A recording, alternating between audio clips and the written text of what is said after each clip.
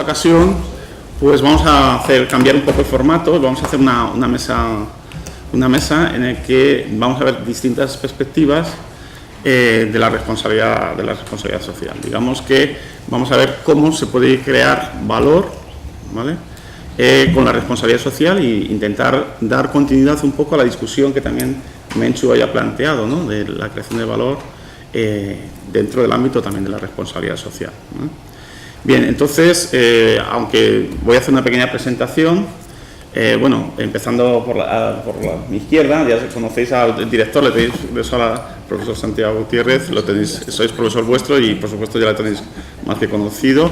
A Belén Ruiz, pues también es vuestra profesora y entiendo que en algunos casos, pues, o en casi todos o en todos, han pasado por tus manos, ¿no, Belén? Entiendo que si un año, si no es un año es otro.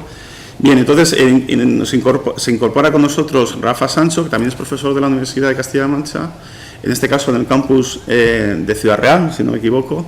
Pero bueno, él está muy vinculado a Talavera de la Reina porque ha dirigido el Centro Europeo de Empresas e Innovación durante muchos años, fue el fundador y bueno, pues yo creo que tiene un especial cariño a Talavera, así que pues nada, aquí te vamos a dar muchas excusas para que puedas venir a acompañarnos, ¿de acuerdo? Muy bien. Entonces, bueno, la dinámica será la siguiente, vamos a hacer una presentación cada uno de nosotros por un orden que acabamos de ver, dándole cierta lógica a la presentación y lo que vamos a hablar, una exposición de menos de 15 minutos, puesto que tenemos que repartir esa hora que tenemos, y después daremos lugar a hacer preguntas a cualquiera de los ponentes, si os parece, ¿de acuerdo? Entonces, bueno, pues como me toca a mí moderar, he elegido que... no, me ha sido por consenso, ¿eh? voy a empezar yo, si os parece bien, y bueno, pues empiezo con la presentación. ¿Queréis sentar? Yo me voy a levantar, pero podéis hacer lo que queráis. Bueno, como vosotros veáis.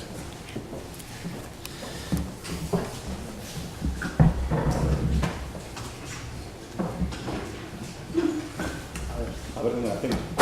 Esto de la edad, ¿sabéis? Pues tengo que poner gafas para ver, a ver dónde la he cargado. Porque ya hemos puesto todas... Bueno, yo no voy a hablar de nada que no hayáis visto a lo largo de los cursos.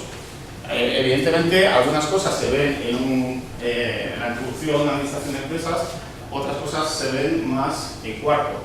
Por tanto, a los primeros que soy de primeros cursos, en tu caso soy de los primeros cursos, no sé si me equivoco, pues a lo mejor algunas cosas todavía no habéis visto, pero lo llegáis a conocer. Por tanto, no voy a hablar, simplemente lo único que voy a hacer es ordenar un poco los conceptos, ¿de acuerdo? Entonces, yo voy a hablar un poco de la responsabilidad en el sentido de una crítica a la maximización del valor, el beneficio, por así decirlo, frente a la responsabilidad social de la empresa, ¿de acuerdo? Es decir, digamos que voy a tratar de convenceros de que no es incompatible o que no es deseable conseguir al 100% el máximo beneficio en aras de conseguir otras cosas, en aras de conseguir un comportamiento más responsable, porque en el largo plazo se supone que triunfará aquella empresa que se comporta mejor responsablemente.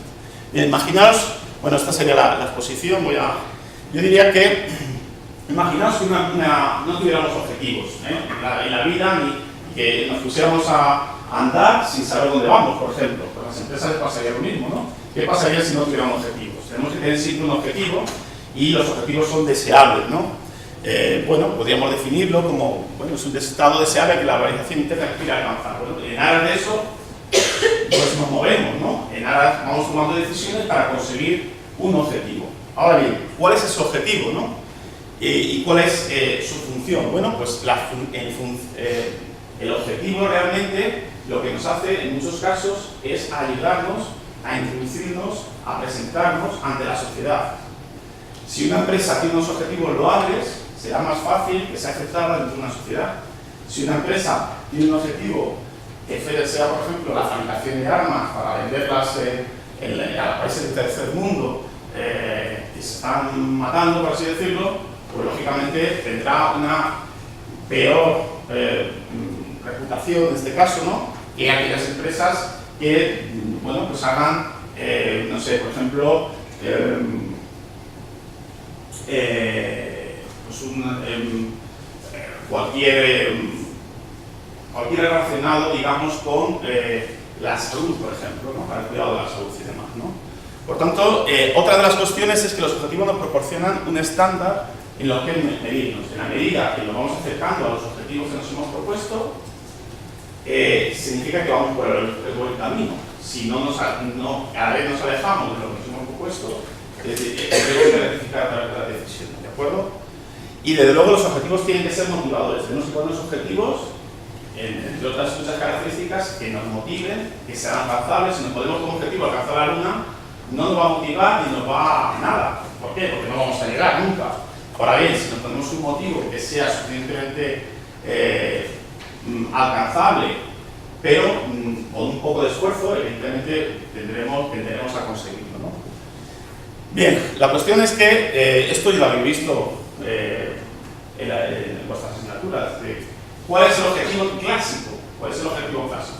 El objetivo clásico, desde luego, es hacer un símil con la actividad de consumo, es decir, maximizar. ¿Maximizar el qué? Las utilidades. Igual que nosotros nos compramos algo porque queremos que eso nos va a hacer más felices, nos va a suplir, digamos, las carencias que tenemos, nos va a satisfacer las carencias que tenemos, pues digamos que la empresa lo que quiere es maximizar el beneficio porque no es lo que nos pide, digamos, el accionista, ¿no? En este caso, por tanto, este sería el empresario tratar de maximizar su utilidad. Esto normalmente lo medimos a través de la contabilidad y nos teníamos que plantear cómo lo contabilizamos, ¿sí? Si nos fijamos en el beneficio a corto plazo, en el largo plazo, o si lo hacemos en términos absolutos o en términos relativos. Eso sería otro debate, ¿no? Y podríamos criticarlo en ese sentido, ¿no? Y desde luego, en función de cómo hagamos los criterios de contabilización, pues desde luego vamos a tener más o menos beneficio. Si cambiamos, por ejemplo, pues no sé, cualquier criterio contable, por ejemplo, a la hora de amortizar cualquier bien, pues evidentemente si reducimos los coeficientes de amortización, automáticamente aparece un beneficio. Eso tiene alguna trascendencia a la hora de medir nuestra gestión, porque no olvidemos que cuando tenemos buenos beneficios, decimos que la gestión se está haciendo bien, y cuando tenemos peores beneficios se está haciendo mal. Eso es lo que criterio que tenemos actualmente. Pero, como digo, se le puede criticar el beneficio por muchas razones, ¿no? Entre ellas estas que os estoy comentando, ¿no? Voy un poco deprisa porque me di cuenta que somos 4 personas y necesitamos solo 15 o tenemos solo 15 minutos, ¿eh? Pero bueno, entonces, ¿en qué funciones cumple el beneficio, no? Bien, fijaos que el beneficio nos guía las decisiones. ¿Yo por qué hago una inversión y no otra? En primer lugar, ¿qué inversión hago? ¿La que tiene más beneficio o la que tiene menos? Es obvio, vaya preguntas que hacen, ¿no? Están las siempre vamos a hacer mejor o antes la que tiene más beneficio, nos guía, ¿no? El beneficio nos guía y tal. También decimos que el beneficio es una medida del éxito. ¿Quién tiene más éxito? Aquella empresa que tiene más beneficios. También decimos que una parte del beneficio a quién va a parar. Dentro de la empresa, dejamos dentro de la empresa ¿para qué? Para que se reinvierta y nos ayude a ir mejorando, ¿no? Y otra parte del beneficio, ¿qué hacemos con él? Lo damos a quien ha puesto y ha arriesgado su capital, que somos accionistas, ¿de acuerdo? Esa será la función básica del beneficio y por las cuales defendemos buscar un beneficio, ¿no? Sin embargo, bueno, aquí el problema está en que a veces nos tenemos que pensar que los dueños de la empresa, los accionistas, no son quien la dirige, ¿no? Entonces, la propiedad y la dirección no son lo mismo. Los accionistas no toman las decisiones. ¿Quién toma las decisiones en la empresa? Los directivos, ¿no? ¿Y los directivos tienen los mismos objetivos que los accionistas? No. No siempre, efectivamente. ¿Y no pueden ser compatibles? Efectivamente, deberían ser compatibles. Pero evidentemente no siempre. Entonces, el problema está en que a veces los objetivos de los accionistas divergen y hay que controlar, digamos, se pone una serie de mecanismos de control para intentar que no haya un problema, en este caso de gobierno corporativo, es decir, que los accionistas pierdan el control y que los directivos tomen las decisiones en el bien propio y no en el bien de la empresa o de los accionistas, ¿no? Y por eso se toman pues, todo este tema de los temas de gobernanza, que nos daría para hablar otra conferencia, ¿de acuerdo? Bien, entonces la cuestión es que en un momento determinado, Nelson y Winter, hace ya muchos años, pues se plantea y dice, oye, quizá no hay que maximizar el beneficio. Entre otras muchas cosas, porque maximizar el beneficio, en el corto plazo sobre todo, implica arriesgar el beneficio en el largo plazo. Este año se ha producido un hecho del cual yo venía mucho tiempo pensando en él y que me prometí a mí mismo que cuando pudiera lo decía. Cuando yo era estudiante, como vosotros, me gustaba ver los rankings de beneficios, una cosa muy rara, no, de estos que te dan. Me gustaba ver los rankings de beneficio de las empresas. Una cosa, como digo. ¿Y sabéis qué banco era el que más beneficio tenía durante muchos años del mundo? ¿A quién me lo puede decir? ¿El Santander? Si no lo decía. ¿Pero por qué lo dice? ¿Porque es el banco que paga la cátedra? Está muy bien posicionado. No. ¿Algunos os acordáis o no? Presumían de ello durante muchos años. No, el Banco Popular durante muchos años ha sido el top, el número uno. ¿Cuánto le han pagado a los accionistas? Ahora. Ah, tú dices en los últimos años. No, en los últimos 25 años, no, en los últimos 10 años no, pero durante más de 20 años el Banco Popular ha sido el banco más rentable del mundo, durante muchos años, no en los últimos 5 o 10 años, que ya se veía la cosa un poco fea, ¿vale? No en los últimos 10 años, pero durante muchos años el Banco Popular ha sido el banco más rentable del mundo. Y ahora nos encontramos con que ha sido comprado por un euro. Algo habrán hecho mal. Y entonces a lo mejor de eso de Winter no van tan desencaminados. Lo que pasa es que hay que esperar, hay que tener paciencia, Hay que tener paciencia, ¿no? Entonces, Nelson y Winter lo que dice es que el beneficio de la empresa debería surgir de un proceso de negociación y regateo. Es decir, tú me das, yo te doy, tú cedes, yo cedo. Por tanto, no debería ser una decisión eso absolutamente racional. Y cuando digo absolutamente racional, digo que la racionalidad económica, ¿qué significa? Maximización de beneficio o reducción de costes. Eso es la maximización. Entonces, cuando no digo que lo opuesto es racional, ¿qué es? Político. ¿No? Político, pero no político de los partidos políticos. Digo político en el sentido de que se produce por negociación, regateo, ajustes, ¿de acuerdo? ¿Entre quiénes? Entre las personas o los grupos de interés que participan en la empresa. ¿Quiénes son estos señores? Pues estos señores son estos de aquí, os acabo de presentar, los stakeholders.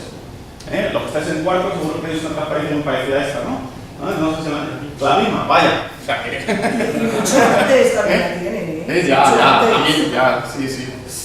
Ya, en la introducción, pero no estaba así coloreada. Era la misma, no es la misma, eso no está exactamente la misma. La palabra stakeholders ya sí que... Sí, no, pero quiero decir que... Bueno, la cuestión es la siguiente. Entonces, la cuestión es, esto aquí... Ay, perdón. Esto no controlo yo. Este es el puntero, no es el puntero. Bueno, evidentemente aquí se produce un proceso de negociación, digamos. Es decir, evidentemente los accionistas quieren el máximo beneficio y ceden. ¿Por qué ceden? ¿Por qué ceden? Los stakeholders, os voy a dar una definición, a lo mejor es un poco novedosa y un poco... No sé si a lo mejor deberías apagar la... No, es eso. Es que la palabra esa no la voy a usar porque si no, ¿quién es el stakeholder? Un stakeholder es el que te puede, ¿qué? Fastidiar a la empresa. Iba a decir otra cosa, empieza con J, pero no lo digo porque estamos grabando. Entonces, ¿los clientes te pueden fastidiar la empresa? ¿Te pueden hundir la empresa? Sí. ¿Los trabajadores? Sí. ¿Los directivos? También. ¿Los sindicatos? También. Entonces, todo lo que te pueda... a joder la empresa, perdón, pues eso es un stakeholder, ¿vale? Y ¿Por qué no? Y entonces, si tú no quieres que te hagan eso en tu empresa, ¿qué es lo que tienes que hacer? Cederles algo a cambio. Cada uno pide una cosa. El cliente pide un producto barato, que pueda pagar en un largo plazo, que pueda, pues que sea de muy buena calidad, etcétera, etcétera. Los proveedores quieren que les pagues pronto, que les compres mucha cantidad, los sindicatos, pues que tengan bien a los trabajadores, etcétera. Todo eso, ¿dónde repercute? En la cuenta de resultados en muchos casos, ¿no es así? Por tanto, el máximo beneficio es muy difícil alcanzarlo. Muy difícil. Si no quieres que dejes la empresa. ¿Vale? Entonces, ¿qué ocurre? Pues al final tienes que ceder. Tienes que ceder en la medida, si tú eres inteligente. Si no eres inteligente, pues puedes hacer lo que quieras. Puedes decir, no, yo tiro para adelante. Pero en el largo plazo te pasará factura porque alguno de estos señores acabarán teniendo suficiente poder como para fastidiarte la empresa. ¿De acuerdo?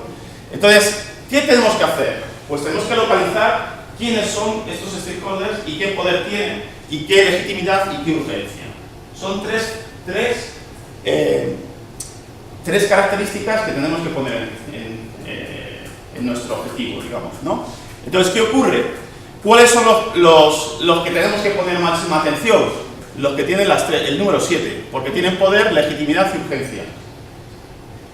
En segundo lugar, los que tienen al menos dos variables. Por ejemplo, en este caso tendríamos el 6, el 4 y el 3. El 4 porque tiene poder, legitimidad, el 5 porque tiene poder y urgencia, y el 6 porque tiene legitimidad y urgencia.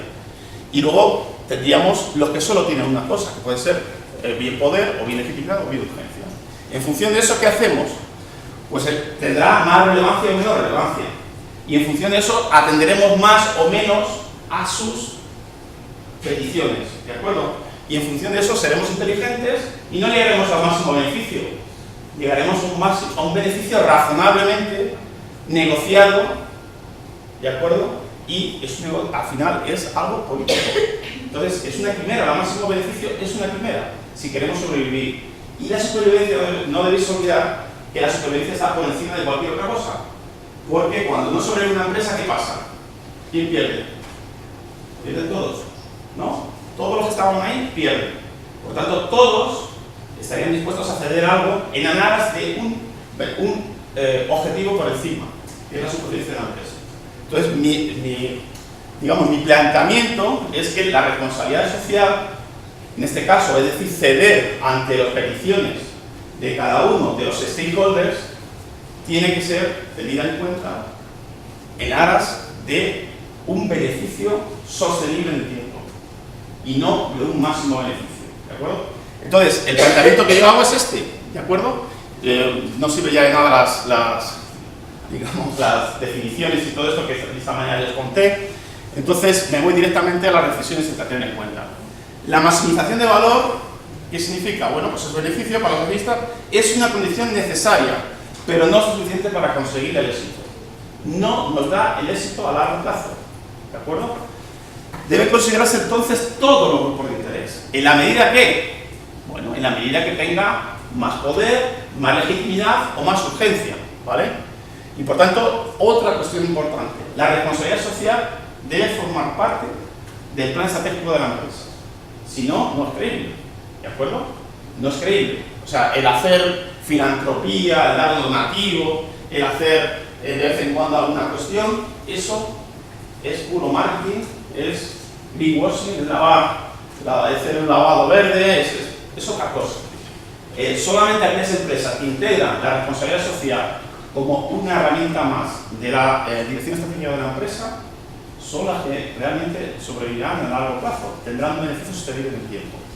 Lo que decía antes mi compañera, que quizá a lo mejor no lo ha introducido totalmente, se comprueba que a las empresas que están en los índices, en el Dow Jones Sustainability, por ejemplo, es decir, el Dow Jones, pero las empresas que tienen responsabilidad social y que tienen que pasar por unos filtros, pues se comprueba que tienen mayores beneficios.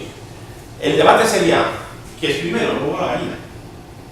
¿Vale? Ahí sí que podemos discutir, ¿vale? Es decir, ¿hacen responsabilidad social porque tienen mucho beneficio y se pueden permitir, o es al contrario? tiene mucho beneficio porque hacen responsabilidad social y pueden sobrevivir durante muchos años.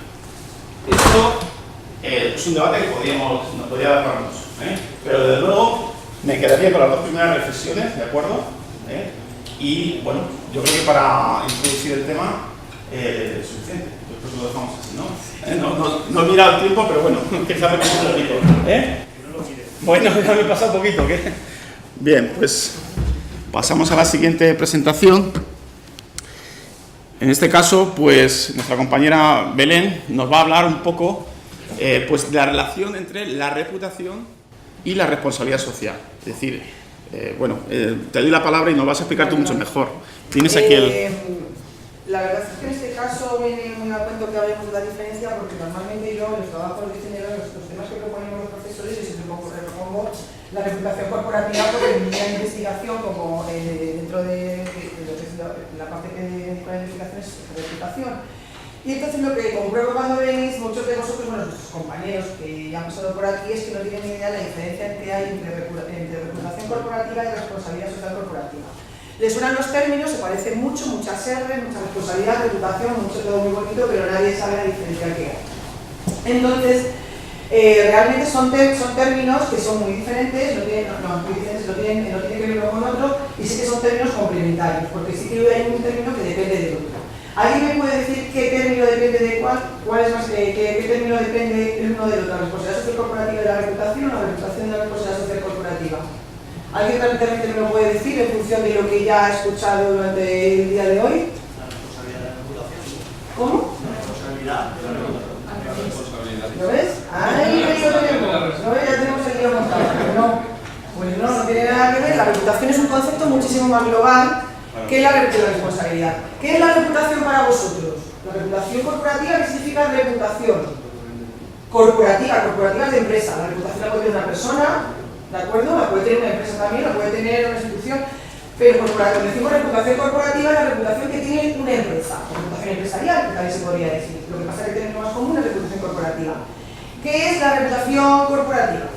Yo eso también, bueno, tenemos un artículo compartido de la definición de la reputación, solamente dedicado a construir una definición de la reputación. Es decir, las definiciones de reputación hay muchísimas, pero yo voy a utilizar simplemente una que me dijo una compañera vuestra que cuando vino a mi despacho a decir que quería hacer el TFG conmigo, le dije que además que es la reputación, y me dio una palabra mágica que es muy simple, muy sencilla, que está siempre y que yo nunca había utilizado y que es muy ilustrativa para todo el mundo que nunca ha oído hablar del concepto, que es el prestigio. El prestigio. Entonces, la reputación corporativa, el prestigio que tienen las empresas. La reputación que tengo yo, el prestigio que tengo yo, pues como persona, como profesora, como lo que sea en la vida. Entonces, la palabra reputación es el prestigio. El prestigio es un concepto muy global. Entonces, vamos a ver un poquito, cuando te hemos dicho esto, que la reputación corporativa, primero diferenciar que son conceptos distintos, ¿de acuerdo? Ay, perdón. Que son conceptos distintos, no que estoy dando al. Entonces, no es lo mismo, lo que pasa que son conceptos complementarios, ¿de acuerdo? Uno depende del otro. La reputación corporativa es la percepción que los stakeholders, la palabra stakeholders voy a ocurrir, que son los grupos de interés de la compañía. Bueno, es una interpretación más suave de la que dice Pedro, a los que a la compañía le interesa contentar para que no hagan eso que ha dicho él con la J, ¿no? Entonces, es la percepción que los stakeholders tienen del comportamiento global, que es muy importante lo que está en la identidad global de la compañía, lo que hace la compañía en su conjunto, en todas sus acciones de la compañía. Y luego, mientras tanto, tenemos la responsabilidad social corporativa, que no es una percepción, es una acción que hace la compañía dentro. Entonces, la responsabilidad de la empresa con la sociedad. Aunque inicialmente la responsabilidad social simplemente se hacía referencia a lo que es la acción social, todas aquellas actividades filantrópicas, sociales, ¿qué es la filantropía? ¿Todos sabéis lo que es la filantropía? Porque seguro que habéis oído hablar de aquí de inteligencia, pero el 90% no sabéis lo que es la filantropía, por experiencia. ¿Qué es la filantropía? Porque lo digo no que lo sabes, para... Espero que lo sepa por esto esta mañana yo. ¿Ah, sí? Bueno, ¿qué significa la filantropía? Pues seguro no estaba. Habían dicho que era la moral del hombre. ¿Cómo? La moral del hombre, el hacer las acciones para ayudar sin mirar el interés, o sea, sin Es de la definición de la beneficio. Sin ánimo de lucro, Sí. es decir, aquellas acciones que no tienen que ver incluso con la actividad de la organización sin ánimo de lucro. Pues bien, un concepto que inicialmente la responsabilidad social corporativa se refería casi siempre a esto, pero todo eso ha evolucionado. Y actualmente se considera que una empresa es socialmente responsable no solamente cuando hace acciones sociales, sino también cuando interioriza esa responsabilidad social en su estrategia corporativa y en sus negocios, en sus planes de negocio, ¿de acuerdo? Que es lo que también nos han estado diciendo hasta ahora. Entonces, ¿qué significa? Que la percepción que tienen los stakeholders del comportamiento global dependerá de su responsabilidad social, ¿sí o no? ¿El prestigio de la compañía dependerá de su responsabilidad social, sí o no? Sí. Entonces, yo espero que con esta aclaración yo os quede claro el término, que el término es el más global y que la relación tiene uno con el otro, ¿de acuerdo? Son diferentes, pero son complementarios. Vamos a ver por qué es importante la RSC para la reputación corporativa. Una de las primeras pistas la tenemos porque los principales modelos de reputación corporativa que existen en el mundo, todos tienen dentro de las variables que utilizan para medir la reputación corporativa, la responsabilidad social corporativa. ¿De acuerdo? Desde el primero, el Most Admired Companies de la revista Fortune, que es el más popular y el más conocido en el mundo, utiliza 8 dimensiones para medir la reputación de las empresas y una de ellas es la acción social de las compañías. Luego tenemos el Reputation Quotient, que es el primer modelo que utilizó el Reputation Institute para medir la reputación, que también tiene la RSC dentro de sus variables para a tener en cuenta. Merco, que es el español, el instrumento de medición español más importante dentro de lo que es la lengua hispana, tanto en España como en Sudamérica, que también tiene la RSC. Luego tenemos el Centro Europeo de Estudios de Reputación, que utiliza el modelo de Sueca, que este también incluye la reputación social corporativa, y luego tenemos el RepTrak Pulse, que es quizás el modelo más importante a nivel internacional, a nivel mundial, en medición de la reputación, pues que es el modelo que sustituyó al Reputation Quotient en las mediciones que hace el Reputation Institute. Entonces este modelo también tiene las variables de responsabilidad social corporativa como de los determinantes que influyen en la reputación de la empresa. Bien, vamos a hacer más hincapié en el modelo de Reputation Institute para medir la reputación corporativa, que como decimos es el modelo quizás, por hablar de uno, el más extendido de todos ellos. Utiliza 8 variables para medir la reputación, ¿de acuerdo? La oferta de la compañía, las características de la oferta, se supone que influyen en la reputación. La innovación, el trabajo, se refiere al lugar de trabajo, cómo es el lugar, cómo es la empresa como empleadora, como lugar para trabajar. Eso significa trabajo, workplace, que es la traducción de la palabra que utilizan ellos. Luego la integridad, ellos le llaman governance, pero realmente la traducción que hace literal en español es integridad. La integridad que tiene la empresa a la hora de hacer sus negocios, es otra de las variables que consideran que influyen en la reputación de la empresa. Luego la ciudadanía, que sería la traducción de lo que sería la acción social pura y dura. ¿Qué es la acción social pura y dura? Respecto al medio ambiente, acciones que no perjudican el medio ambiente. ¿Y cómo un banco puede hacer por el medio ambiente? Pues aparte de tener papel reciclable, pues no financiar actividades que vayan contra la tala de árboles o contra la destrucción de terrenos que son buenos para el medio ambiente, etcétera, etcétera. O sea, todas las empresas de alguna manera pueden colaborar con sus acciones al medio ambiente, aunque les parezca que no tiene nada que ver, por ejemplo, un banco con el medio ambiente, pero sí que tiene que ver. Entonces, también tiene la ciudadanía, tiene en cuenta la acción social, tanto la acción social proactiva como reactiva. Y la acción social para ayudar a las clases más desfavorecidas, por ejemplo a los ancianos, a las personas que tienen problemas de recursos económicos, o también unas acciones que sean de potenciar la educación, la del deporte, es decir, todo lo que es acción social para hacer que potenciar el desarrollo de la sociedad. Entonces, de esta manera decimos que la acción social, como lo que es el tema de las cuestiones medioambientales, está dentro de la ciudadanía. Luego tiene el liderazgo, las características de sus líderes, es decir, lo que dice el RepTrak es que la reputación de una empresa va a depender también de los líderes que dirijan esa empresa, ¿de acuerdo? Las características de esos líderes, la reputación de las personas que están dirigiendo esas empresas. Y luego, por último, de las finanzas, es decir, de los resultados, de cómo manejen las cuentas, de cómo gestionen económicamente la compañía. Entonces, según el Reputation Institute, con este monitor, la reputación de una compañía depende de estas 8 variables. Pero bien, como Reputation Institute se ha dado cuenta cada vez de la importancia creciente que va teniendo la responsabilidad social dentro de los estudios en todo en general, en la economía en general, ha dicho, este instrumento se me queda corto para hablar de la responsabilidad social. Y utilizar esta única variable de ciudadanía para decir cómo la responsabilidad de una empresa se me queda corta, ¿no? Porque como dijimos, ya la responsabilidad social de una compañía no se mide solamente por la acción social, sino por la incorporación de las cuestiones sociales en su estrategia de negocio, en en general, ¿vale? Entonces dicen, no, pues la acción social ya no solamente depende de la ciudadanía, va a depender de más variables. ¿De qué variables creéis que va a depender, según el Reputation Institute, la responsabilidad social corporativa de una empresa, aparte de la ciudadanía? Que eso está clarísimo. ¿Qué otras variables creéis que podría incluir para decir, para saber si una empresa es responsable o no? ¿Qué otras variables tendría que estudiar, aparte de la ciudadanía, para medir si esa empresa es responsable o no? Trabajadores, que significa el lugar, ¿lo habéis oído, escuchado aquí? Que también cómo trata la empresa a sus trabajadores, si da salarios justos, si da igualdad a mujeres y hombres, si es mantiene un clima laboral, un ambiente laboral óptimo, ¿de acuerdo? Si da igualdad de oportunidades y potencia la formación de sus trabajadores, pues también es una variable. Y otra, que me sorprende que no me la digáis porque madre mía de mi vida, bueno, el problema que hemos tenido de falta de responsabilidad social en los últimos años y debido a una que es, y además todos sabéis lo pesada que soy yo con esa variable, con el tema del banking y todo esto. ¿Cuál? Transparencia. ¿Pero dónde está la transparencia? ¿Dónde está la transparencia? ¿Dónde crees que puede estar la transparencia?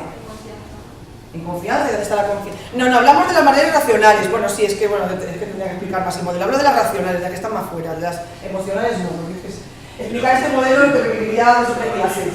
De las racionales, de las que veis alrededor el círculo más exterior. A ver, ciudadanía, trabajo, lugar de trabajo, y cuál sería la tercera.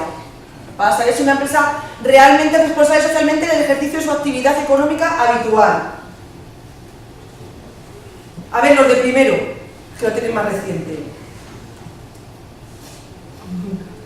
Pues Dios, venga, la integridad, no vamos a perder más el tiempo, la integridad, por favor. Cuando una empresa es abierta y transparente es íntegra, cuando es ética, ¿de acuerdo? Cuando hace un uso responsable de su poder. ¿Qué había pasado con Bankia? Que todo esto se lo había encargado, el uso responsable del poder, no fue transparente con sus cuentas y muchísimo menos ética, porque los engañó a todos y engañó a muchísimas cosas. Personas mayores que son los ahorros de su vida con el tema de las operaciones, las hipotecas basura, las preferentes, etc.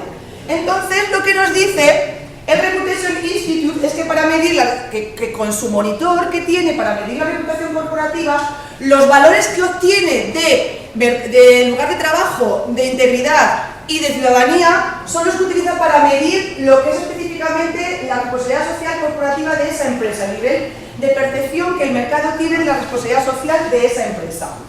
¿Vale? Ya hemos hablado de las variables que influyen cada una de estas dimensiones, por lo que no lo voy a repetir.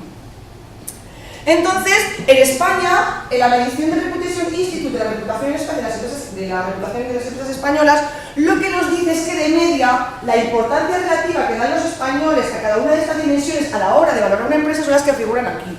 ¿De acuerdo? Cuando se les pregunta a los españoles, ¿y usted qué opina de esta empresa? ¿O usted cuál cree que es la empresa con mejor reputación? Y dice, esta, ¿y por qué? Por su producto. Entonces, las variables que más valoran los españoles a la hora de valorar el prestigio de una empresa, ¿cuáles son? Pues la reputación, que es lo mismo, utilizo la palabra prestigio para ser más... La oferta en primer lugar, las características de su oferta, ¿de acuerdo? Los precios, relación calidad-precio, el postventa, la calidad de sus productos, satisface sus necesidades. ¿Eso es por qué? Porque los clientes que somos, bueno, generalmente además este cuestionario que también depende mucho de cómo se mide la reputación, se hace entre el público general. Generalmente las personas somos egoístas, lo que queremos es que nos den los mejores productos al mejor precio, entonces lo que más les importa es, a mí de esta empresa que me dé el mejor producto al mejor precio. Bueno. Luego la ciudadanía, la integridad y la ciudadanía, es decir, de las 3 dimensiones de RSC que habíamos visto antes, 2 de ellas se corresponden con la responsabilidad social corporativa. De tal manera que para los españoles el 48,5% de la reputación de una empresa depende de su actividad, de las variables que están relacionadas con la responsabilidad social. ¿Vale? Para que veamos la relación entre reputación corporativa y responsabilidad social, la importancia que tiene, teniendo en cuenta que la RSC no solamente son las acciones filantrópicas y de ayuda a los demás, sino que va también en la gestión de tu propio negocio, en ser íntegro y en dar un buen trato a tus trabajadores, lo mejor. Entonces, aquí esto es una cosa muy importante, porque aquí decimos RSC influye en la reputación corporativa, influye siempre, ¿creéis que va a ser siempre positivo, negativo? Sorpresa, hasta que investigas en estas cosas te das cuenta que no siempre influye positivamente y que a veces incluso influye de manera negativa. El hacer acciones de responsabilidad social corporativa influye de manera negativa. ¿Por qué puede ser? Porque no las creemos. Pues están haciendo estas acciones sociales para convencernos de otra cosa que nos están engañando, no me lo creo. ¿De acuerdo? Incluso esa acción. Entonces, los estudios científicos, no saben que lo diga, yo lo que he hecho es leerme los resultados. Lo que dicen es que la acción la influencia del RSC sobre la reputación puede ser positiva, negativa o neutral, ni fu ni fa. ¿Claro? Entonces, ¿de qué va a depender que tenga más éxito esa acción social de las empresas y de los trabajadores? Del ajuste de las acciones de RSC y el carácter de la compañía, que se las crea. Si por ejemplo Santander dice que hace una campaña que está apoyando a los agricultores de la FESA de Andalucía o del EPE, ¿y esto qué tiene que ver? Entonces no lo vamos a creer, ya que lo está haciendo para vendernos un poco la moto, entonces no se ajusta con su acción habitual, ¿no? Entonces si no se ajusta es menos creíble. Pero por otro lado, también la comunicación tiene que ser efectiva. Pero lo que ocurre es que si nos pasamos por la comunicación, también podemos pensar que están gastando dinero en comunicación cuando se lo podrían gastar en otro tipo de cosas muchísimo más productivas tanto para la sociedad como para la empresa. Es muy difícil encontrar, para las empresas lo importante no solamente hacer acción social, sino acciones sociales que estén ajustadas a su negocio real y además que la comunicación se adapte a la realidad, o sea, que sea una comunicación coherente. ¿Qué ocurre cuando los clientes son escépticos respecto a las acciones sociales hacia la preocupación social de las compañías y sospechan que hay un objetivo encubierto que es obtener beneficios a corto plazo, aumentar ventas y mejorar su imagen? Y efectivamente es la verdad. Porque por muchos nos digan, sí que no quieren ser buenas, pero si no nos dieran beneficios, no harían acción social, ¿o no? ¿No lo creéis? ¿De acuerdo? Además, de hecho, aquí está la persona que me contó, yo siempre lo cuento en mi clase cuando hablamos de RSC, lo que dijo Botín, que es además la persona que más ha defendido la RSC dentro de la banca, de hecho aquí tengo la cátedra, y que dijo en un discurso suyo, ¿qué dijo? No me acuerdo exactamente muy bien, pero dijo que las cuentas... Que lo que no son cuentas son cuentos, que las empresas, todo aquello que no son cuentas son cuentos. Exactamente. ¿De acuerdo? Que lo que no da dinerito, que muchas veces, pero que no sabemos si da dinero, porque lo que no sabemos tampoco si da dinero, si da beneficios, eso se sabe. Lo que sí se sabe es que no te lo quita tampoco. ¿De acuerdo? ¿Por qué hacen más acciones de RSC? ¿Por qué anuncian, por qué hacen más publicidad las cajas de ahorros del RSC que los bancos? Porque las cajas de ahorros tienen dentro de su propia labor, de su propio negocio, el desarrollo de acciones sociales, mientras que los bancos creen que para sus accionistas esto es malo porque les quita beneficios. Entonces hacen muchísimo menos publicidad de sus acciones sociales. Bueno, luego, importancia de las acciones sociales. Son más importantes las proactivas que las reactivas. ¿Qué diferencia entre proactivas y reactivas? Las que hace la compañía de motu propio porque quiere y porque tiene interés en ellas, y las reactivas las que hace a consecuencia de cualquier, por ejemplo, a consecuencia de un desastre, una catástrofe, que dice, pues vamos a dar tanto dinero a Haití, o vamos a hacer tanto tiempo, esto es de la catástrofe de otro lugar. Entonces eso es reactivo. Entonces dicen que tienen mucha más influencia las proactivas, las que no vienen, las que están diseñadas de antemano por la organización. Ponía aquí el ejemplo de Starbucks, no voy a entrar porque es un poco, no tenemos tiempo. Y entonces, bueno, aquí hacíamos lo de los stakeholders, también que es diferente. Para los stakeholders, la responsabilidad social la viven de manera distinta. Lo que es importante para un accionista no tiene nada que ver con lo que es para un cliente. Para un cliente, ¿qué es importante, sobre todo? Que sea responsable, pero como decía, la responsabilidad social de los clientes llega hasta el bolsillo. Cuando el cliente le dice que tiene que pagar €1 más por ser responsable, dice, pues realmente es el producto que no es responsable. ¿De acuerdo? Todos tenemos mucha responsabilidad, pero llega, como decía en un artículo que también leí, que esta vez se lo olvida, la responsabilidad de los clientes llega hasta el bolsillo. Cuando llega a tu bolsillo dices, no, pues entonces nada, no debemos pagar. Entonces, ¿cómo ser responsables? Hay que estudiar muy bien cómo satisfacer a cada uno de los stakeholders, porque lo que le interesa a uno no es lo mismo que el otro y a veces son contraproducentes, como decimos. A los accionistas esto de la responsabilidad social no les hace demasiada gracia, porque de la parte de los beneficios de la empresa se coge ese dinerito para invertir en la RSC. ¿De acuerdo? Y luego ya por último, bueno, lo que hemos dicho de exceso de publicidad, yo voy a terminar simplemente diciendo que, bueno, esto es el ranking del Reputation Institute, el Red Trap, el ranking que tiene de las empresas con mejor reputación corporativa en el mundo y las empresas con mejor RSC. Y como veis, coinciden muchísimo, casi las 25 primeras están situadas en los dos rankings.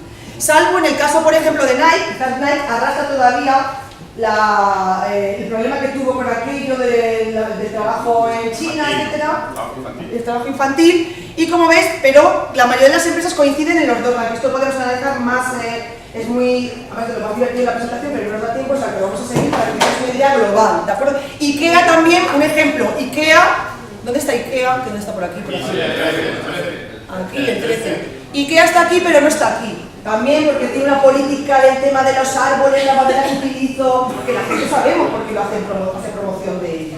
Está en el RSC, pero no está en el primer ranking de las más reputadas a nivel mundial. Y luego, para terminar, decir que no está comprobado que la RSC proporcione una peseta más a las compañías. Lo que sí está comprobado es que cuando no se cumple, cuando no se es socialmente responsable y esto llega a oídos de la comunidad o de la sociedad, sí que influye en su reputación. Es decir, el hacerlo a lo mejor no le da, pero no hacerlo sí que le va a afectar negativamente. Y si además esta acción social no se hace y perjudica a la sociedad, sí que tiene consecuencias. Ejemplo de ello, Volkswagen. Volkswagen, que tuvo un problema con las emisiones de CO2 en el año 2015, que además yo creo que hizo una presentación parecida a esta hace 2 años. En aquel momento no teníamos todavía los datos posteriores de cómo va a perjudicar ese problema, que era un problema sobre todo medioambiental, que está dentro de la RSC. Entonces, en el año 2014, antes de ese problema, digo, en el año 2015, antes de que ocurriera el problema de las emisiones, Volkswagen estaba en el número 14 del ranking del Red Track a nivel mundial, como empresa más, la empresa número 14 con mejor reputación del mundo. 2 años después del desastre, bueno, no es tan importante como Enron, del problema, está en el número 100, la última, porque el Red Track estudia 100 empresas, está la última, ¿de acuerdo? No estuvo el año pasado, salió del ranking y ya ha vuelto.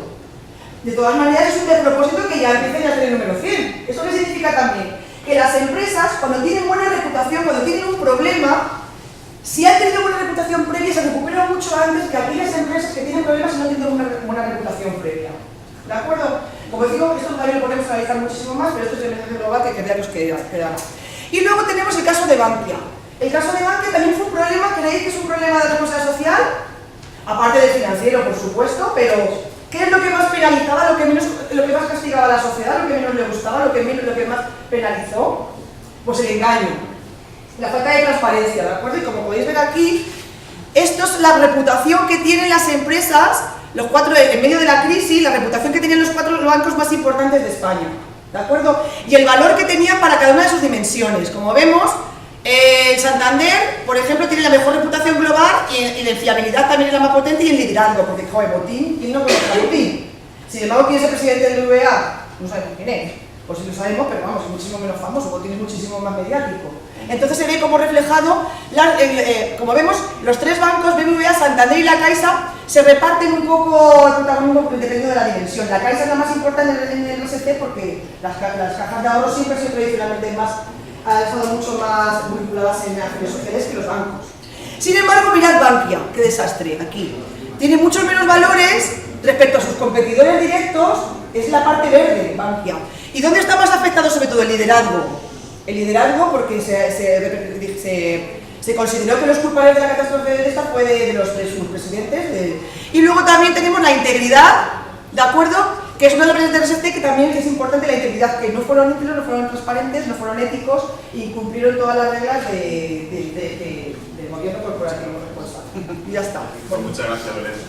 Bueno, tenemos un reto adicional que es entre tú y yo nos hemos comido el tiempo, pero tenemos otros 2 ponentes más.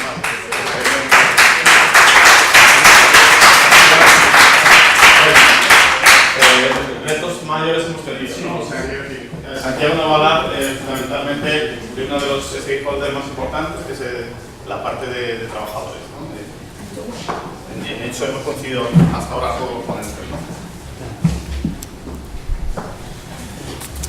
Bueno, yo voy a intentar transmitir un par de ideas esenciales y ya está. No nos va a dar mucho tiempo a hablar y aquí tenemos a diario aquí, así que voy a intentar que la mayor parte del tiempo que nos quede cedérsela a Rafa. No es por tampoco aportar mi proponente. Mirad, yo tenía preparado primero hacer una contextualización, pero que voy a ser muy rápido y voy a entrar directamente a la dimensión corporativa de la empresa, porque si os estáis dando cuenta, muchos de los ponentes anteriores están diciendo la responsabilidad social corporativa, si crea valor, es porque entre dentro de los planes estratégicos de la empresa. O sea, no solamente por las acciones que hace, sino porque forme parte de la identidad o de la seña de identidad de la empresa. Y por lo tanto, eso tenemos que tener claro en el entorno en el que nos movemos, pero sobre todo lo que tenemos que ser conscientes, es de en qué situación nos encontramos y dónde está la organización ahí.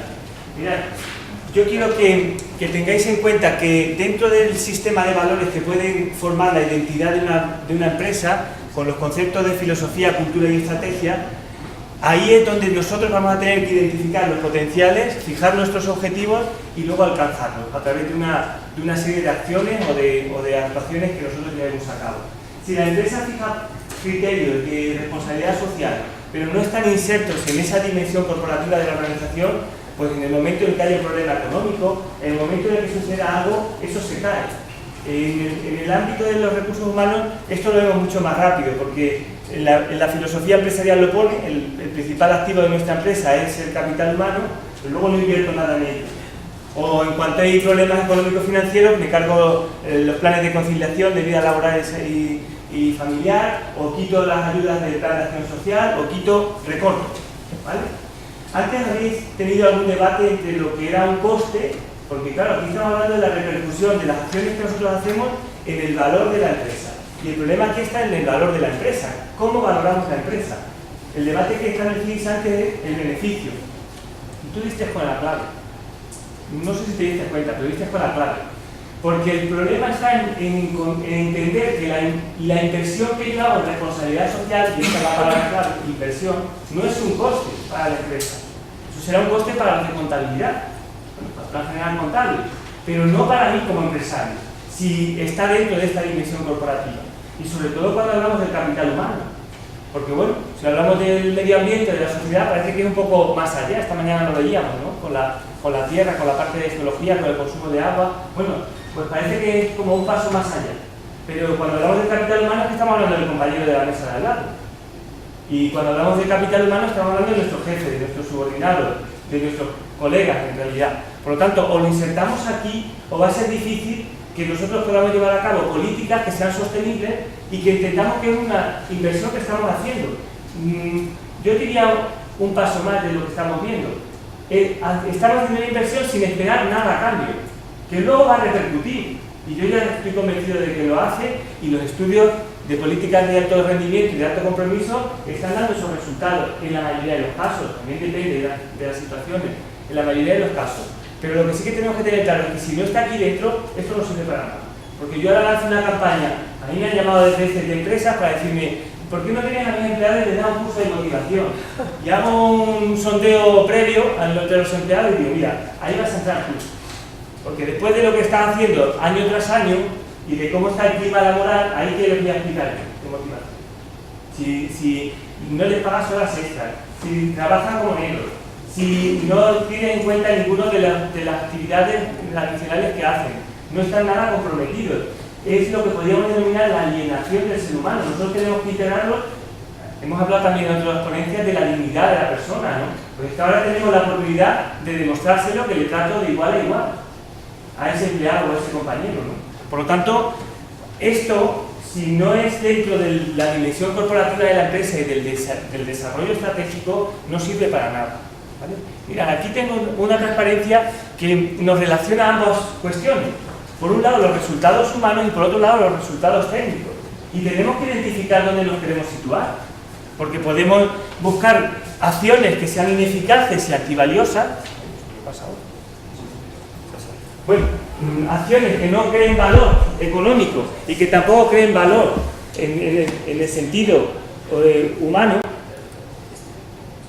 O podemos buscar realizar actividades justo lo opuesto, que creen valor, que sean valiosas en sí mismas, porque estamos reforzando esos valores que tiene la empresa y además que consigan buenos resultados técnicos, que se consigan los objetivos de la empresa. No tenemos que verlos como enfrentados. A veces pensamos, es que claro, o gano dinero o lo hago bien, o soy bueno o... No tenemos que verlo como enfrentados. Sí que es verdad que la cuenta de resultados, maldita, por cierto, pues nos va engañando, porque yo invierto en formación y ¿a qué cuenta va? A una de gasto, yo no me la sé, no soy de contabilidad. Gracias a Dios. No soy, va a gasto, va a coste, va a restar. Y sin embargo yo, que soy de dirección, de organización, tengo claro que cuanto mayor formación tenga mis recursos humanos, mayor capital humano, mayor creatividad tendrá, mayor capacidad para trabajar con el resto, mayores... O sea, yo sé que mi empresa vale más, Pero sin embargo, la cuenta de resultados me está diciendo que mi empresa vale menos, después de haber financiado un curso de formación. Ojo con eso. No, con eso no quiero decir que no tengáis que estudiar contabilidad. Al contrario, hay que estudiarla y hay que controlarla, porque es un buen sistema de información, pero tiene sus carencias también a la hora de gestionar. ¿Vale? Si queremos apuntar hacia una economía humana y no quedarnos solamente en la economía inhumana, que bueno, yo consigo resultados, pero me da igual lo que suceda al resto de lo que decía Belén antes, ¿no? Hasta que me toca el bolsillo. Bueno, pues tú tranquilo. Si esto es a corto plazo, a lo mejor no repercute en tu bolsillo, pero a medio y largo plazo, vosotros seguir comprando ropa que venga de países en los que se utiliza mano de obra infantil o esclavos, vosotros seguir consumiendo prendas que sí son muy económicas, pero que están dañando el medio ambiente, vamos a seguir haciéndolo. Y ya, luego veremos si nos toca el bolsillo o no. Ya lo veremos. ¿Que tenemos que esperar 50 años? Bueno, yo no lo sé, si son 50 o 10. Pero lo que sí que os digo, y esa transparencia me la he pasado, es que los cambios cada vez son más rápidos. Así que a lo mejor no hay que esperar tanto, para empezar a ver las consecuencias. Y seguramente las consecuencias de esta crisis han sido por eso. ¿Vale? No porque alguien diga, no, bueno, no, si no, hago esto y ya está. No, es que hago esto, yo me enriquezco y me da igual lo que ocurra a mi alrededor. Está más que demostrado que la crisis que hemos sufrido ha sido una falta de ética. Crisis de valores. Y de valores. ¿Vale? Eso Crisis de está valores. más que demostrado. Entonces, Podríamos dar otra conferencia sobre eso, pero vamos, eso está claro. Por lo tanto, tenemos que tener claro, que los resultados de nuestras actividades nos repercuten y seguramente antes de lo que nosotros podemos pensar. ¿Vale? Misión corporativa que lo hemos visto, estos son los tipos de valores, todos los valores no valen lo mismo, Hay valores económicos, hay valores éticos, aquí hay una clasificación de valores que podríamos también estudiar y verlo, porque hay que jerarquizar los valores.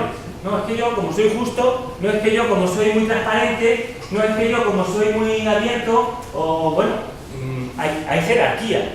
No, primero me devuelves la cartera si es que me la has robado y luego ya me cuentas un chiste si es que también eres gracioso y eres simpático. Pero primero lo primero, ¿vale? Y no es que lo diga yo, lo dice Kobe. Primero lo primero, los principios. Cuando nos centramos en recursos humanos tenemos varias formas de hacerlo. Esta mañana lo decía, el reto de este seminario es no solamente hacernos pensar y reflexionar, sino también ver cómo lo hacemos, cómo lo podemos hacer en las empresas. Pues mirad, hay 3 modelos estudiados en recursos humanos, que es el más clásico, el modelo mecanicista, basado en la teoría X de MacGregor. El ser humano es vago por naturaleza, no quiere trabajar, la única forma que tengo que hacer para que trabaje es ¿cómo? Que si quiero que vengan alumnos al curso, ¿qué les tengo que dar? Un crédito, o 3, o si no, la teoría de la zanahoria y el garrote. Os doy la zanahoria, el crédito, os doy con el garrote. Pobre de aquel al que no le da el curso de verano. ¿Vale? Modelo mecanicista. Pero mirad, el trabajador, o el alumno, me da igual, o el cliente, me da igual, poner la palabra que queráis, o el amigo, porque, bueno, yo no pondría la palabra amigo, el compañero, es un medio para mis fines. Yo quiero sacar el curso adelante, ¿vale? Entonces, ese tipo de modelo lo que se centra en el qué se hace. Yo me centro en qué es lo que tenéis que hacer cada uno de vosotros como empleados y os doy justo la cantidad exacta para que hagáis lo que yo quiero que hagáis. Ya está. Lo pactamos, algunos dirán, pues mira, yo casi lo prefiero. Tú me dices qué es lo que quiero hacer, yo lo hago, cumplo y miento, cumplimiento. Cumplo con la tarea y miento. No estoy nada de acuerdo de cómo lo tengo que hacer, ni con quién lo tengo que hacer, pero lo voy a hacer, ¿por qué? Porque así me va a dar la zanahoria. Modelo claro. El modelo psicosociológico es una evolución más del modelo anterior y es mucho más civilino, por eso nos dice que hay un doble objetivo. Este se centra en el cómo hacemos las cosas. Como yo sé que a ti te gusta tal actividad y tú eres bueno haciendo tal cosa, lo que te voy a encargar es esta tarea que quiero que la hagas. Yo quiero que la hagas, pero te la voy a edulcorar para que así la hagas lo más a gusto posible. ¿Vale? Quiero que tú lo hagas a gusto con tal de que lo hagas a mi gusto. Por lo tanto, es como una evolución del anterior. Aquí las personas siguen siendo medios. ¿Vale? Todos los liderazgos estos carismáticos que veis son así, están basados en ese modelo. Es un modelo de dominio de guantes blancos, se denomina así, porque es una manipulación. ¿Qué queréis escuchar vosotros? ¿Que vaya a probar todos? Pues yo lo digo. No, esta asignatura es muy buena, es muy tal, vais a probar todos. Y ya está. Si yo lo tengo claro. Diciendo desde el primer día que no va a haber ningún suspenso, ya me voy a poner buena valoración. Por lo tanto, ahí yo no confío en el trabajador o en el alumno, ahí confío en la capacidad que yo tengo para manipular al alumno y de esa manera conseguir lo que yo quiero. Ojo con este método porque se utiliza más de lo que creemos, ¿vale? Y da un tipo de liderazgo concreto, que no sé si me va a dar tiempo. ¿Por qué modelo abogamos nosotros? Pues por un modelo antropológico centrado en la persona, ¿vale? Lo primero porque tiene en cuenta el resto de actividades, no solamente el qué se hace y el cómo se hace, sino también el por qué. ¿Por qué soy yo el que tiene que hacer eso? ¿Vale? ¿Por qué la empresa cuenta conmigo para que yo me encargue de hacer tal cosa? Porque fijaos, esa pregunta es muy importante. Como yo llegué a la conclusión de que tengo que ser yo, porque soy yo el más tonto, no creo que tenga mucha motivación de hacerlo, ¿vale? Por muy bonita que sea la tarea y por muy bien que sepa hacerlo, ¿vale? Por lo tanto, el por qué hago las cosas sí que tiene en cuenta la persona desde un punto mucho más global. Y me voy a centrar en daros algún detalle más del modelo. No digáis que no lo tenía preparado, Nunca se sabe que no lo preparo. Del modelo antropológico, ¿vale? Mirad, modelo completo nos dice, relación lúdico-ambiental. Aquí lo que estamos haciendo es que busquemos las mejores capacidades de cada uno de los individuos para que las ponga a disposición de la empresa. Pero no porque yo se lo obligue, sino porque el otro se compromete, y por eso os decía, venía en la transparencia anterior, el objetivo es la unidad del grupo, el conseguir la unidad. ¿Os habéis dado cuenta en el vídeo cuando empieza el niño a agarrar el árbol y al final terminan todos empujando hacia la misma dirección? Ahí nadie se pregunta si uno está empujando más, si otro está empujando menos o si lo tienen que hacer de diferente manera. Lo que se busca es el bien común, el objetivo, la unidad, porque saben que entre todos lo pueden conseguir y también saben que cada uno por separado no lo va a conseguir nunca. Por lo tanto, ese sí que tiene en cuenta mi persona como algo, como un fin, no como un medio para alcanzar el objetivo, sino como un fin en sí mismo. Por eso decimos que busca la integridad y respeta la integridad de las personas. La confianza que se da aquí es en la persona.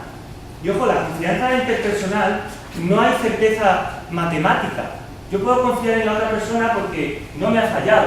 Y porque no me ha fallado, pues genero más confianza. Pero eso no quita que mi novia, después de 5 años, llegue un día y me diga que se casa y que se casa con otro, que a ver, eso es confianza interpersonal. Los otros modelos son confianza operativa funcional. Yo tengo la confianza de que cada vez que aprieto aquí, eso pasa. El proyector pasa a la siguiente transparencia.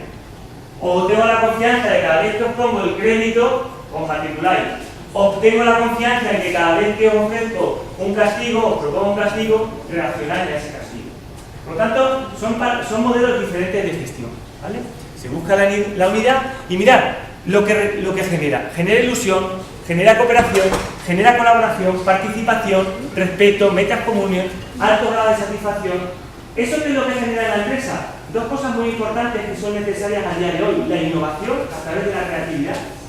Y por eso Pedro lo decía esta mañana, ¿no? La parte de participación del empleado. El empleado, estamos en el siglo XXI en la que el empleado es el empleado más cualificado que vamos a disponer a lo largo de la historia. No son empleados, o no somos, yo me incorporo, no somos empleados sin conocimientos, somos empleados con muchos conocimientos.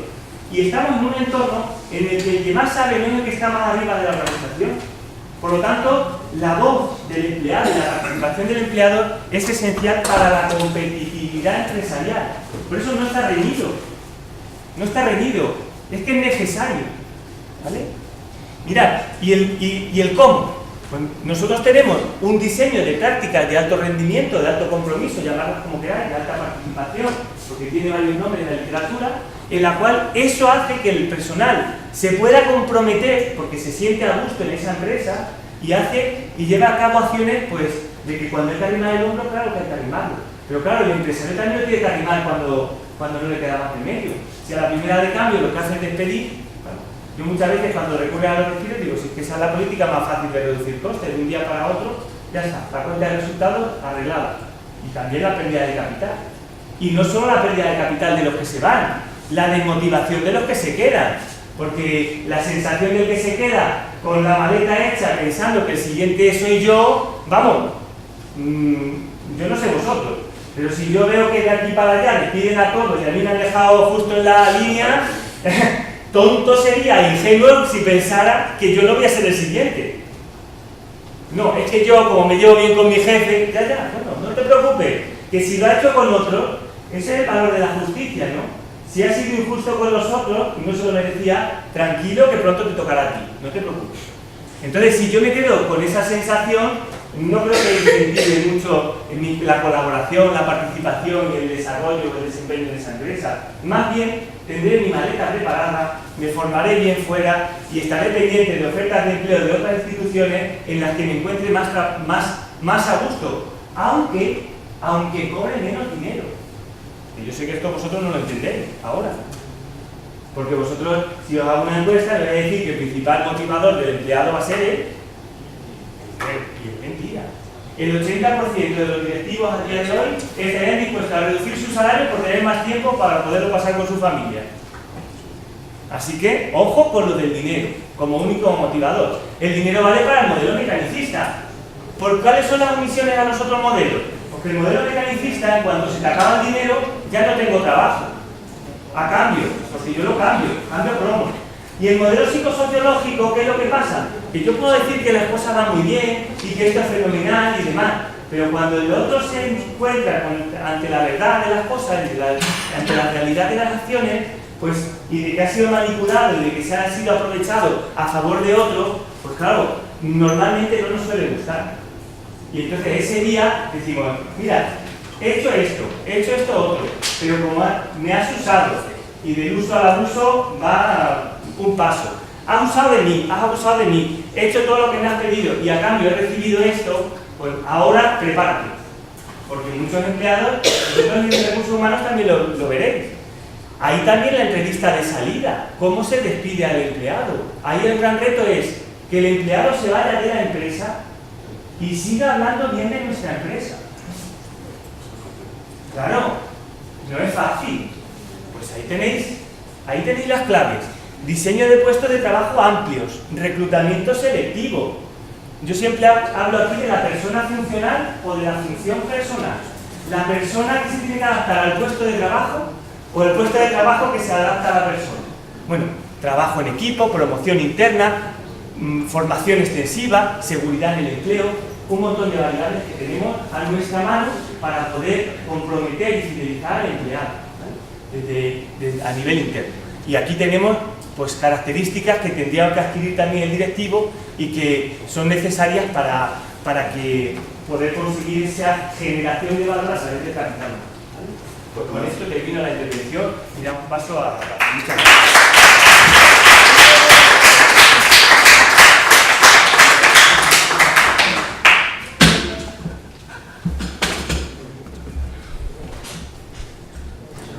Casi hemos dado pie, se ha hablado un poquito de innovación y Rafa Sánchez nos va a hablar de la innovación y el papel que puede tener en la empresa.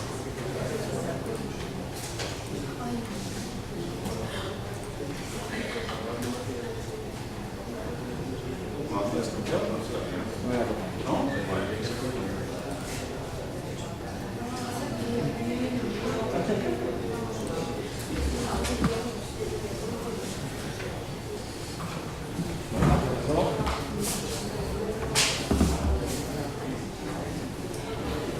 Bueno, pues buenas tardes. Esto es como al revés que las bodas de Caná. Vosotros sabéis que en las bodas de Caná primero pusieron el vino malo y luego el vino bueno, y aquí es al revés. Habéis tenido a grandísimos profesores y ahora salgo yo que soy el tetrabric, con lo cual, pues bueno, un poquito de atención que voy a hacer muy breve, ¿vale? Muchas gracias a los primero a la universidad por invitarme, Juanjo, Santiago, Pedro y Belén, muchas gracias por invitarme, muchas gracias a vosotros por vuestra presencia. Y voy a tratar de ser muy breve y contar en un escaso periodo de tiempo por qué he titulado Creatividad más Innovación igual a éxito al cuadrado como relación con la RSC. Yo creo que es fundamental que las empresas sean creativas, sean innovadoras como elemento de valor, como propuesta de valor añadido al mercado, y una propuesta de valor añadido al mercado es sin duda alguna la RSC en la empresa. Bueno, mi currículum no me da tiempo. No estamos en una época de cambio. No sé si estáis de acuerdo conmigo. Estamos en un cambio de época, ¿vale? Un cambio en el que nos basamos en ¿qué? En sentimientos, en emociones, Hace poco he oído que hay una tienda en Estados Unidos que tú compras unos zapatos no por lo buenos que son, que valen $200, sino por las emociones que transmiten. Huele fenomenal, te lo sirve un modelo y te entrega un ramo de flores, etcétera, etcétera. Por tanto, es una experiencia. La gente va a buscar la experiencia. Estamos pasando de una época de los digitales y los analógicos. Nosotros somos los analógicos, nos hemos criado en esa época, y vosotros sois los digitales. Por lo tanto, vais a ser el presente de los años venideros. El futuro está en vosotros. O vosotros aprendéis o nosotros aprendemos a emprender, enseñar, gestionar y liderar, o tendremos que reaprender las capacidades. Eso es evidente. Decía Winston Churchill que un optimista ve una oportunidad en toda calamidad y un pesimista en una calamidad en toda oportunidad. Y estoy completamente de acuerdo con él, ¿no? Churchill era una persona muy ágil de mente. No sé si sabéis una anécdota de él, que una joven diputada de la Cámara de Lores británico estaba enfrente de él y dijo: señor Churchill, si yo fuera su mujer, le echaría veneno en el vaso de agua. Y Churchill dijo: y si yo fuera su marido, me lo bebería. Bueno, ¿qué desafío tenemos? Tenemos el desafío de comprender el contexto global en el que hacemos el negocio. Y hoy en día el conocimiento es el que mueve el mundo. Tenéis que, decía muy bien Santiago, estamos ante la generación mejor formada de la historia. Tenéis un montón de conocimiento. Pero es importantísimo que apliquemos y se aplique ese conocimiento a través de la RSC en las empresas. La RSC, al final, en las empresas, como hemos dicho todos, tienen objetivos económicos, intereses sociales, y es importantísimo la influencia de la RSC, y ahora vamos a ver por qué. ¿Qué empresas utilizan la RSC? Pues normalmente suelen ser empresas democráticas, en las que lo más importante es el capital humano, es decir, la persona, como el centro de todo, no el capital económico. Suele ser una empresa que reparte beneficios con criterios colectivos y sobre todo solidarias con el entorno. Pero hay un nuevo paradigma en el mundo. El paradigma que existe hoy en día es lo portable, lo pequeño, lo personal, lo híbrido, la música, lo creativo y el juego. Y hay también paradigmas diferentes sociales. El paradigma de una mayor participación, gracias a Dios, de la mujer en el mercado laboral, sobre todo en el mundo de la RSC o la incorporación en los puestos directivos de recursos humanos. El incremento del número de personas mayores, está clarísimo que la pirámide de la población se ha invertido de manera exponencial, y un empleo precario en general en las empresas. Es fundamental el papel hoy en día de las redes sociales. Facebook sería el tercer país del mundo, después de la China y la India, con 1.400 millones de usuarios. Se dice pronto, Y sabéis que el año pasado el amigo Mark Zuckerberg compró WhatsApp por $18.000 millones. Y WhatsApp lo utilizamos 700 millones de personas en el mundo. ¿Es poco o mucho por lo que le vendieron los dos chavalitos ucranianos de 25 años? ¿Poco o mucho 16.000 millones de dólares? Poco. Para mí es poco. ¿Por qué? Porque han vendido, ¿qué? 700 millones de datos. Con quién vamos, dónde vamos, qué nos gusta, qué hacemos. ¿O pensáis que cuando borráis un mensaje de WhatsApp desaparece de vuestro... No, se encripta. Y si la policía lo necesita, lo recoge. Por lo tanto, creo que es una venta precipitada. Hombre, no está mal, tocan a 9.000 millones de dólares cada uno, para los chavales de los 5 años. Pero bueno, desde el punto de vista de la rentabilidad económica, yo creo que se precipita. ¿De qué estamos hablando? De que las empresas y mercados son conversaciones. De que liderar es una palabra importantísima. Hoy en día las empresas buscan líderes, no jefes. Jefe es el que ordena y manda. Y líder, en inglés lead, es el que conduce, el que guía, el que admira por lo que hace, ¿vale? Por lo tanto es conversar. Muchas conversaciones se están transportando al mundo online. Hay que aprender a escribir WhatsApp. Hay que aprender a escribir mail. Porque ese es el verdadero mundo. Está cambiando la tecnología, pero también está cambiando la comunicación. La empresa del futuro necesariamente es innovadora y en constante evolución, y eso es lo que permite que tenga ventaja competitiva sobre la otra empresa que existe en el mercado.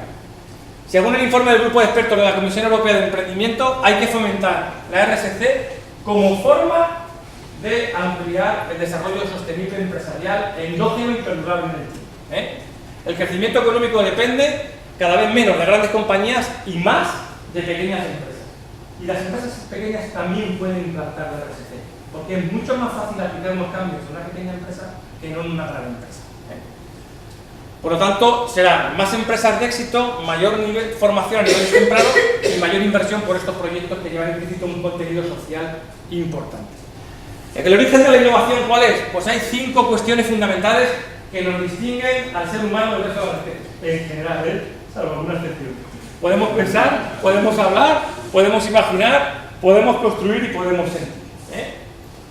¿Qué diferencia hay entre creatividad e innovación? Que seguro que lo habéis planteado. Pues creatividad es imaginar algo nuevo, mientras que innovar es hacer algo nuevo. Llevar ese contenido implícito que es que sea realizado. Yo puedo innovar en diseño, proceso, etcétera, ¿vale? ¿Cualquiera puede ser creativo? Por supuesto que sí. Todos somos creativos. Otra cosa es que desarrollemos de manera mejor o creemos manera ese talento que tenemos innato, pero todos somos creativos, Pero tenemos que creernos que somos creativos, como decía Santiago. Es decir, uno se tiene que creer lo que quiere hacer, tiene que poner ilusión y pasión a lo que hace. Para los individuos, la creatividad es diferenciarse de los demás, y para las empresas, la creatividad es diferenciarse y conseguir una ventaja estratégica. Y esto es una ventaja estratégica desde el punto de vista empresarial, por lo que lleva implícito del contenido de la persona y en la parte social. Innovar es sinónimo de cambio y de mejora, y es aquella capacidad de descubrir, inventar, explorar y renovar. Al final, ¿qué es lo que aporta la innovación? Valor al mercado. ¿En qué me diferencio de la competencia? Hacer diferente lo común. ¿Pero qué ha pasado? Porque nos han educado para un mundo estático, local, impredecible, y estamos en un mundo dinámico, global e incierto. Bueno, aquí os he puesto varios ejemplos de empresas que han implantado la RSC como forma de actuar y que están triunfando en el mercado. ¿Qué ha pasado? Que el modelo del management se ha desplazado en la empresa. Hemos pasado de la visión basada en análisis en la teoría a la visión en lo emergente, de las ofertas estándar a medidas del cliente. El cliente dice lo que quiere. De la gestión por miedo unilateral y del control a la gestión colaborativa o cooperativa, trabajo en consonancia con otra empresa, y del aprendizaje teórico individual al aprendizaje en acción. ¿Qué pasa en la realidad? Virgencita, que me quede como estoy. ¿Por qué voy a implantar la RSC en mi empresa si sin implantarla estoy bien? ¿Vale? Y eso es un grave problema, que tenemos miedo al cambio. El éxito crea repetición y la repetición crea trabas para el cambio. Y muchas veces es difícil reconocer el potencial de una idea. Fijaos que el presidente de IBM en 1943 dijo: no creo que venda más de 2 o 3 ordenadores. Vaya este. Y al segundo, eso digo yo. Y el autor de Harry Potter, cuando fue a que se lo publicara, pues en la primera editorial a la que fue, dijo: si esa historia no la va a leer nadie, que se va a tener esa historia de grupo, digamos por la octavo, por el libro de Harry Potter. Bueno, al final, una idea nueva es difícil de sacarla al mercado. Una idea innovadora. ¿Qué pasa? Que los españoles somos muy envidiosos. Y cuando a alguien le va bien, ¿qué pensamos?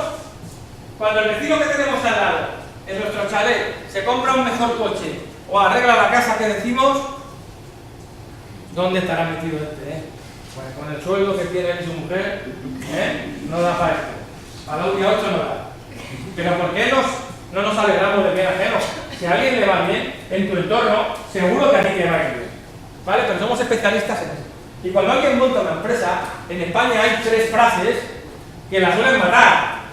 La primera: ¿para qué te metes?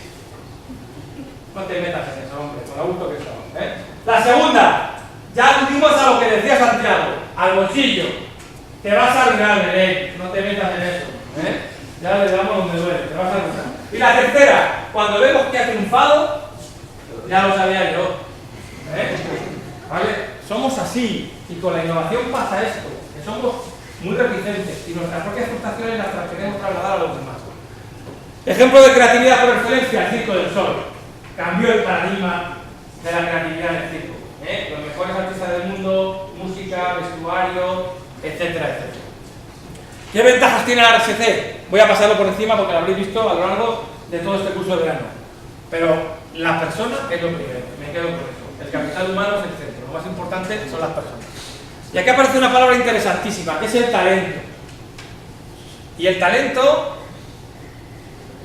hace que nosotros podamos actuar con proactividad, como decía Belén, o con reactividad ante la economía en general. Hay una palabra en japonés que significa 2 cosas: peligro y oportunidad. Donde otros ven peligro, nosotros podemos ver oportunidades. Fijaros, Víctor Frankl, un psiquiatra que estuvo en la cárcel del campo de concentración de Auschwitz, y dijo: si yo no puedo cambiar lo que me rodea, me cambio a mí mismo. Por tanto, muchas veces tenemos que cambiar de mentalidad, tenemos que desaprender, tenemos que cambiar el estilo de gestión, formarnos, tener nuevas herramientas para cambiar, ser creativos y estar motivados para cambiar. Y aquí viene una fórmula mágica, que lo dice Víctor Cooper, que no sabéis quién es. Eso está en el top 10 del Management en España.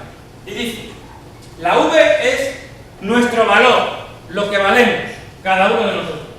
Y nuestro valor es fruto de la C, los conocimientos, más la H, que son las habilidades que poseemos. Pero lo que multiplica es la A, que es la actitud. ¿Vale? Vamos a ver un vídeo de Víctor Cooper que nos lo explica mucho mejor que yo, que dura 2 minutos. Ya estoy terminando. Aprovecho ese caso para Mica, pero hecho que los seres humanos transmitimos. Escuchad bien porque habla muy deprisa. Y captamos las sensaciones que transmiten los demás, en el sentido que somos como bombillas. Ahora bien, hay personas que van por la vida a 30.000 vatios y hay personas que van fundidas. Porque es verdad que todos transmitimos, pero no todos transmitimos lo mismo. Y lo que transmitimos viene de una fórmula que a mí me gusta utilizar, que es el V igual a C más H por A. ¿Y cuánto vales tú como persona? ¿Cuál es tu valor? Ya digo, no, yo valgo un imperio, sin ninguna duda. Pero el imperio se concreta en estas 3 letras. En la C, que son los conocimientos, para toda la vida hay que tener conocimientos, la H, que es la habilidad que uno desarrolla con el tiempo, con la experiencia, y la A, que es la actitud o la manera de ser. Pero lo importante de la fórmula es que la C suma, la H suma, pero la A multiplica. Es decir, la diferencia entre el crack y el chusquero, entre el grande y el mediocre, no está en la C y la H, está en la A. Es decir, tú no eres una persona grandísima, que sin duda lo eres, porque tengas muchos conocimientos. Tú no eres una persona grandísima por lo que has estudiado.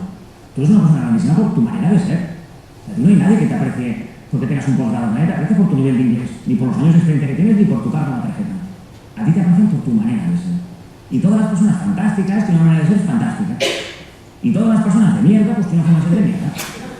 Pero bueno, es la riqueza del castellano, de palabras muy descriptivas, todos conocemos personas así. Y no lo son por sus conocimientos, no lo son por su habilidad de experiencia, lo son por su manera de ser. Si nos ponemos a pensar en los jefes que hemos tenido, no los valoramos por sus títulos, los valoramos por su manera de ser. Y en el plano profesional, nos pasa exactamente lo mismo. Nuestros hijos nos valoran por nuestra manera de ser, y nuestros amigos, y nuestra pareja. Al final, la vida lo que cuenta es la manera de ser. El problema que tenemos es que muchas veces la vida es complicada, todos tenemos problemas, todos tenemos dificultades, el entorno no siempre es fácil, y eso hace que nos vayamos desanimando. Hay mucha gente que vive con esa sensación de que no sé cómo se escribe, pero que es un virus que nos contagia a todos. No sé, cuando alguien vas a algún sitio y te preguntan, hombre, ¿dónde vas? Pues a una reunión que tengo ahora. Pues mucha gente llega así. Muchas personas que han perdido la alegría, que han perdido la ilusión, que han perdido el ánimo, que han perdido el entusiasmo. Y este es el ámbito de estudio de la psicología positiva. Es decir, ¿qué podemos hacer para mantener el ánimo cuando la vida no siempre va como queremos? Y tendríamos que hacerlo por 3 motivos. Primero porque no es lo normal. El estado natural de una persona normal es ir chupado. El estado natural es estar contento, ser alegre, ser feliz. Que no sea lo habitual, que no lo es. No quiere decir que no sea lo normal. Lo que pasa es que en un entorno complicado uno tiene 2 opciones. La primera es la de resignarte, conformarte, tirar la toalla, dejarte llevar. No porque no sea mala persona, sino simplemente porque muchas veces el entorno, las circunstancias nos superan. Y uno se ve arrastrado con un entorno lamentable. Pero hay otra alternativa, que es la de luchar contra corriente para vivir con ilusión, con alegría. Que se puede hacer y que vale mucho la pena. Pero la palabra no es que se pueda hacer, la palabra es que merecemos. Todos merecemos vivir alegres. Todos sabemos por experiencia que la vida es fantástica cuando uno alegre. Y es fantástica pues como profesional, como pareja, como padre, como amigo. Entonces, el primer motivo por el cual uno tiene que reaccionar es porque no es lo normal. El segundo es porque uno no se lo merece. Uno no se lo merece, sobre todo a nivel personal, porque es verdad que dedicamos mucho tiempo trabajando por esto, pero todo con mayúsculas en esta vida es nuestra familia. Y uno necesita dar su mejor versión a su pareja, a sus amigos, a sus hijos. Porque repito, la vida es genial cuando uno alegre. Y la tercera, porque tu estado de ánimo lo puedes trabajar. O sea, tu estado de ánimo no es un elemento aleatorio en función del entorno, de las circunstancias, de tu jefe, de la empresa. No, el estado de ánimo se trabaja, es nuestra responsabilidad. Y la psicología positiva lo que propone son herramientas para poder trabajar el ánimo cuando las cosas no ayudan. Porque se puede trabajar sin ninguna duda, uno puede centrarse en lo que es importante. Hay una frase que dice, lo más importante en la vida es que lo más importante sea lo más importante. Pero vamos tan rápido que muchas veces olvidamos lo que es esencial. Hay otra manera que es la de relativizar los problemas. Es verdad que la vida tiene dramas, porque todos tenemos dramas. Pero dramas son cosas muy concretas. Y cuando uno tiene dramas tiene derecho a perder la alegría, eso lo faltaría. Pero los que no tenemos dramas, tenemos una cosa que se llama circunstancias a resolver, que es muy diferente. Y uno no puede perder la alegría por cosas que son menores. Una tercera idea sería aprender a ser agradecido, aprender a valorar lo que uno tiene. Porque no sabemos lo que tenemos hasta que lo perdemos. No es demagogia, es una verdad como un piano. Uno no sabe lo que tiene hasta que lo pierde. Y a veces, pararse a reflexionar sobre las cosas que funcionan bien, pues también ayuda a mantener el ánimo. Otra es la de desarrollar la mayoría.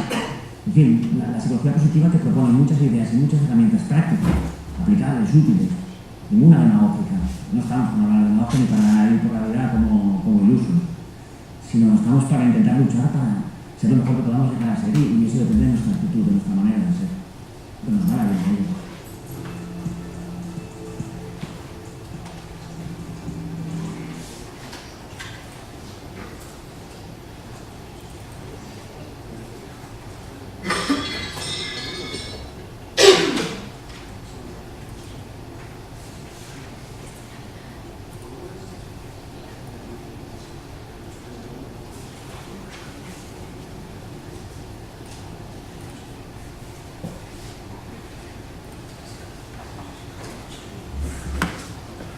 Bueno, Víctor Cooper lo tenéis en YouTube, tiene un montón de vídeos, está especializado en psicología positiva y optimismo inteligente, lo recomiendo porque, como habéis visto, dice muchas cosas de sentido común que al final es el menor de los sentidos, ¿vale?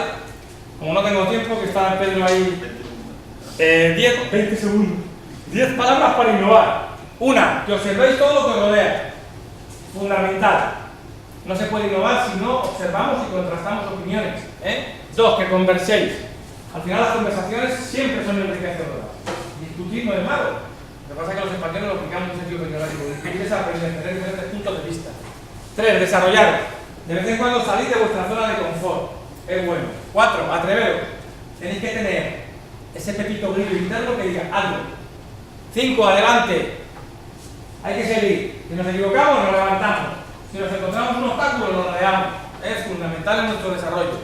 6, cuestionar. No dejes que el legado acabe con tus sueños. Tenéis un sueño, a por él. 7, ser creativo. Triunfan en las empresas las personas creativas. Triunfan en las empresas las personas innovadoras, las que aportan valor añadido. 7, sentir y desarrollar la empatía. La empatía es ponerte en el lugar del otro. Pues hay que ponerse muchas veces en el lugar del otro. 8, disfrutar con lo que hagáis. Trabajad en algo que os guste, porque rendiréis mucho más. 9, cambiar. De vez en cuando hay que cambiar. Hay que hacer una autocrítica, una autofeedback de lo que hacemos bien y mal, hacer un DAF interno, como lo queráis llamar, y hay que cambiar. ¿Vale? Me despido con la Madre Teresa de Calcuta. Cuando en el año 1979 la dieron el Premio Nobel de la Paz, a la Madre Teresa de Calcuta la preguntaron: Madre Teresa, ¿usted qué haría para cambiar el mundo?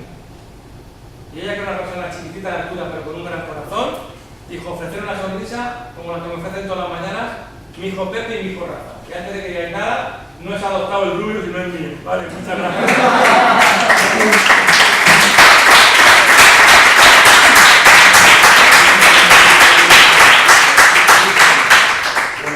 Hemos llegado al final y además con un retraso considerable.